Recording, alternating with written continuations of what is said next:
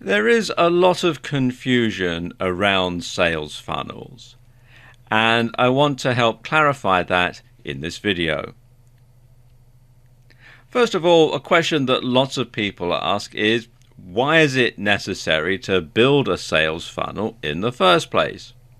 Surely, if you want to sell high-priced products, you just sell them, right? Wrong. While it's true that in the offline world you can go ahead and sell expensive stuff right off the bat. For example, if you run a Bentley dealership, you wouldn't expect someone to buy a Toyota from you first and then trade up. But in the online world, things are different. Unfortunately, there is a tremendous lack of trust online. And it's not surprising. Some online traders are sadly less than honest. And online, it's easy to deceive. For example, your website might give people the impression that your business is a large operation run from slick offices in the heart of the city, when in reality, you're just some guy who lives in a down-market neighborhood and works out of his spare bedroom. But of course, your website might give a completely different impression. And to put it bluntly, most people you deal with online for the first time are going to assume that you're a crook until you've proved otherwise. And a sales funnel enables you to do this.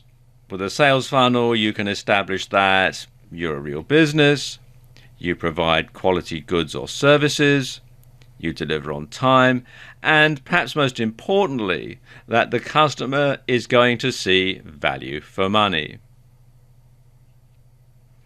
And when people know and trust you, it's easier to make sales. And I've heard it said that people will want 5 points of contact with you before they'll really trust you. But when they do trust you, they'll know that you're not a crook, they'll know the quality of your goods and services, and they'll know that you know what you're talking about. And this is where a sales funnel comes in. You start by giving away something for free, you then sell them something inexpensive, then something more expensive, then something even more expensive, and so on, all the way along. And once someone has bought a cheap item from you and is happy with it, they're more likely to purchase a more expensive item from you. It's just human nature.